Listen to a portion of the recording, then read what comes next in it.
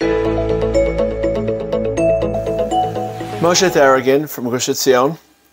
Shavua Tov, Isru Chag Tov, depending on when you're in Chutz La'aretz and Eretz Yisrael. A lot happening these weeks. Yom HaShoah, Yom HaZikaron, Yom HaTzmot, Sfiras HaOmer, Pesach, but it's also, of course, Parsha Shemini. We've been getting ready for Shemini for a while. We've been reading it Mondays and Thursdays and Shabbos Mincha for a while. And the title of this year is, I don't know if I'll put the title, but this year is being given for the OU ALLPARSHA series. The title of this year is the OU a good thing or bad thing? Okay, now I don't know if this will be censored out of the shir, but it is an important issue, and of course I'm just sensationalizing the title. Let's talk a little bit about kosher food and kosher food in the modern world. So, the halachas of machalas asuros, as the Rambam refers to them, one of the sections of Kedusha, which is his one of the 14 sections of Mishnah Torah at Chazaka, machalas asuros appears extensively in two parshios. One is in Parshas Re'eh, out of order obviously. Parshas Re'eh, the placement of machalas asuros is understandable, is very obvious. The placement is before we enter Eretz Yisrael. Moshe is fixated, he's obsessed with how we will respond to the surrounding cultures of idolatry, the surrounding cultures of paganism. Will we maintain our cultural insularity and our national identity, which is always crucial to preserve religious identity? Jews have to live different, marry different, drink wine differently, behave differently, dress differently. Sometimes the differences are harsh, sometimes the differences are less so, more subtle, depending upon your cultural coding. But of course, one of the greatest preservers of cultural insularity is we eat different foods. And the next time, I know many people may be listening to this in the United States, where over Pesach, those who are not in the United States, is a price to know. It's a big outing chag. When I say outing, I don't mean to nature, but I mean to amusement parks and to stadiums and to public thoroughfares, public experiences, not just going on a mountain somewhere or water skiing, but where there are a lot of non-Jews eating a lot of chametzik items. And the Jews, at least in my day, were walking around with matzah and butter, and matzah and peanut butter and jelly, or matzah and egg. And of course, not just on Pesach, but when you go to Disneyland or to sports events or to anything else in a public setting, we eat differently. We eat at separate tables. Our food experience is different, and this preserves our own identity. So that's the impact of kosher food in Parshas Re'eh. But there's a second list, which of course, chronologically or sequentially, first in Parshas Shemini. And the consequence of the resonance, the connotations, of kosher food, as that tochlu, as HaKadosh Baruch Hu instructs Moshe Rabbeinu, is less obvious in Parsha Shemini.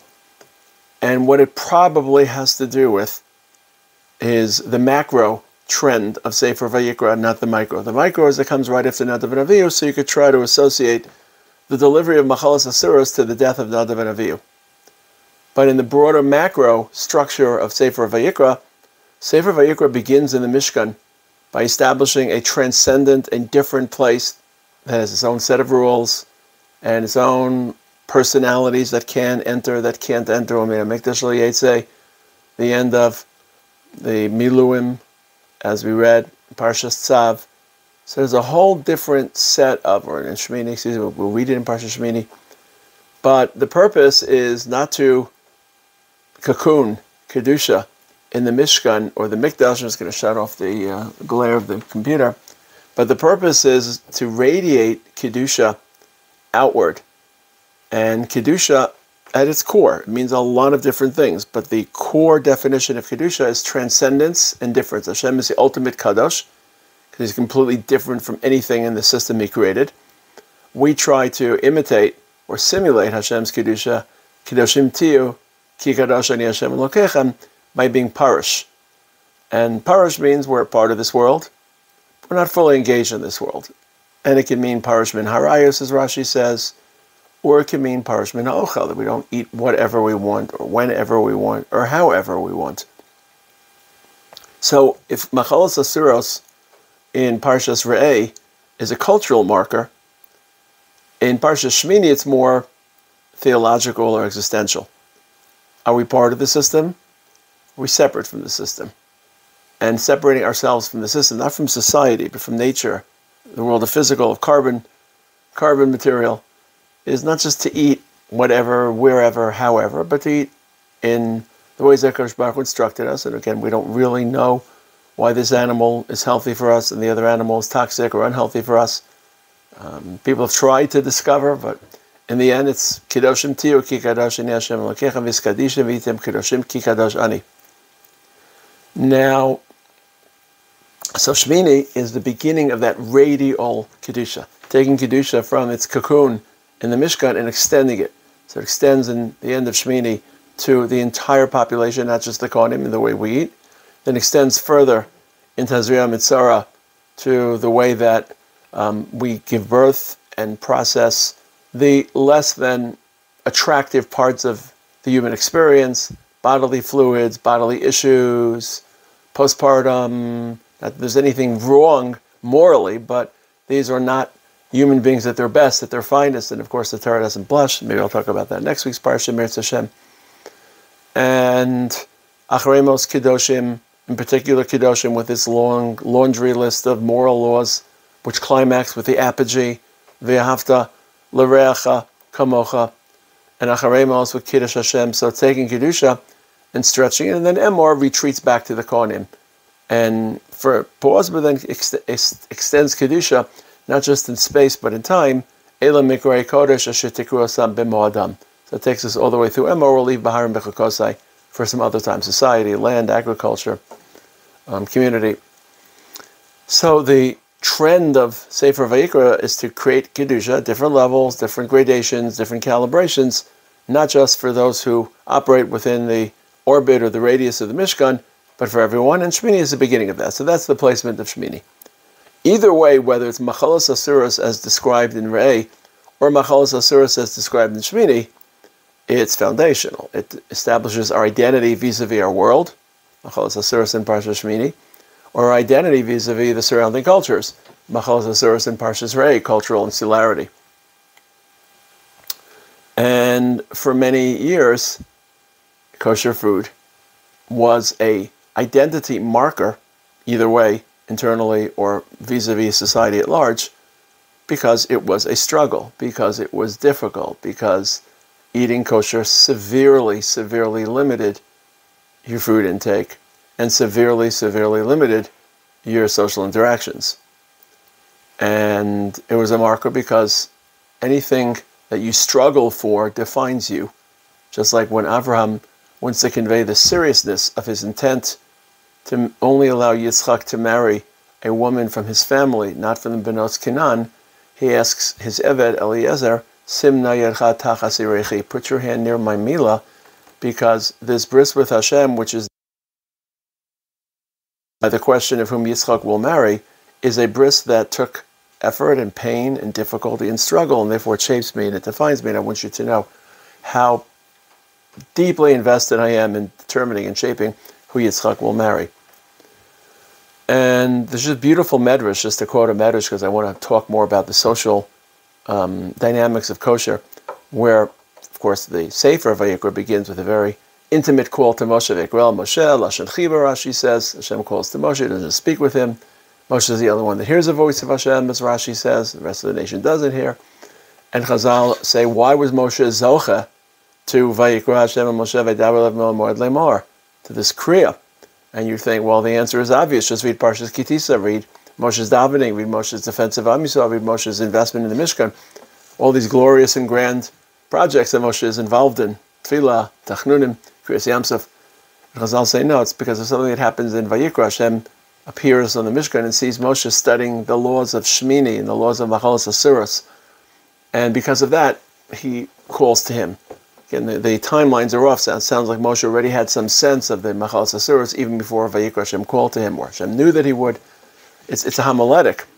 And you can imagine Moshe sitting there inspecting the hoofs of animals and the intestines of cows and the saliva or chewing cud mechanism of animals, and coming home and Sipporah says, wow, you smell. What did you do today? I thought you were learning the Beis Madrash. I thought you were climbing the heavens and talking to the Malachim. And Moshe said, I was busy helping Am Yisrael put food on the table, decide what they can and can't eat. So Moshe, at the onset of this whole dynamic called Machalos Asuros, Moshe at the onset has to get dirty and muddy and animally and smelly, and that's because of his commitment to the challenge of Machalos Asuros, the challenge of kosher food for an entire people. That's why he receives Gilui Shechina on this. It, of course, is in line with David HaMelech and the Gemara in Brachos Daf Daled, who the only time he takes pride in his piety, the David Shamar Nafshi Ki Chassid Ani, Tilim Pevav, most of Tilim David is very humble and underconfident, but in Pevav, Shamar Nafshi Ki Chassid Ani, I'm pious, because he says most kings are elegant and they hobnob in royal courts of luxury and leisure, but Ani Yadai Mulachlechas B'dam Shilya V'Shvir, my hands are always full of blood and placental blood and menstrual blood, Kedei L'Tar Isha L'Baila, so that I can help women who are nida, not escape, but exit from their tumah and be reunited with their husbands. And David HaMelech is proud. This is the only thing he's proud of, that he got down and dirty. And when he came home, you can imagine Bathsheba said, wow, where were you? Why are you all bloody? Didn't I just do these clothing in the laundry? Got to do them again. I mean, the Bathsheba did the laundry. That unfortunately was the laundry. It was a showering. But so David HaMelech comes home very dirty and very grimy. So what happens in a world in which the OU, Baruch Hashem, has made eating kosher, certainly during the rest of the year, but even on Pesach, as easy as pie, excuse the pun. And if you're listening to this in the UK or Australia or South Africa, and you haven't been exposed to America, you can't imagine the ubiquity and the proliferation, Baruch Hashem, of kosher food.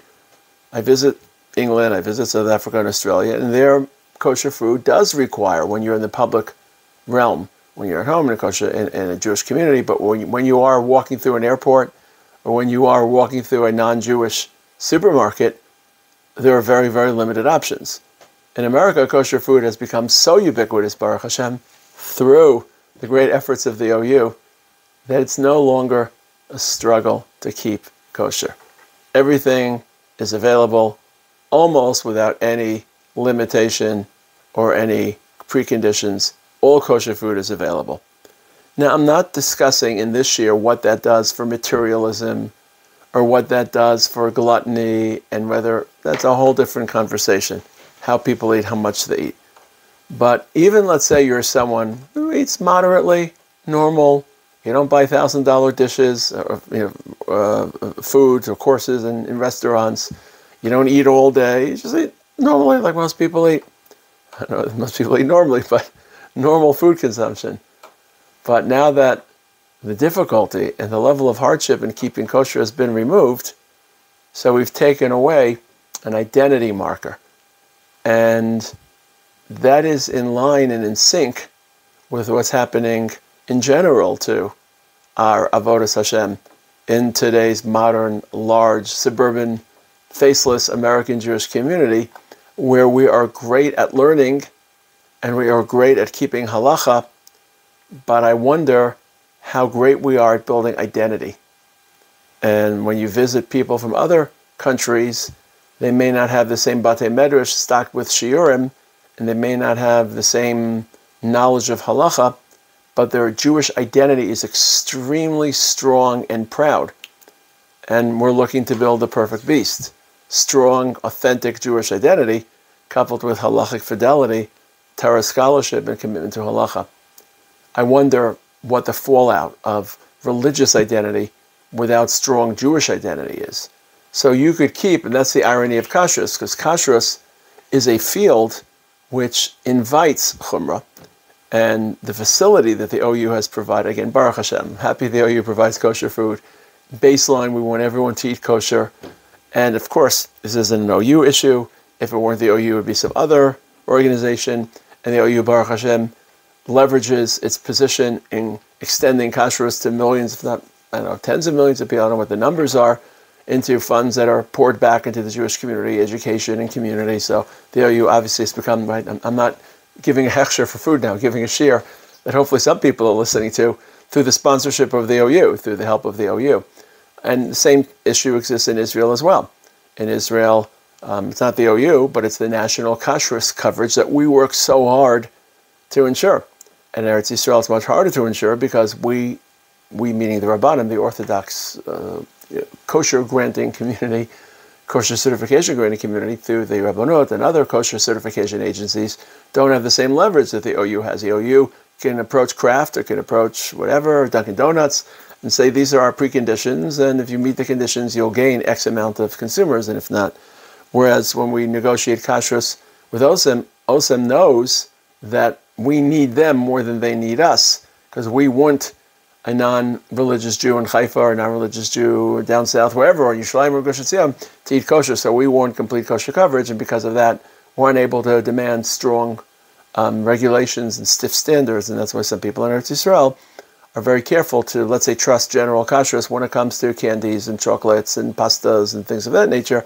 But when it comes to meat, chicken, some people dairy, they're much more strict and they adopt chumros.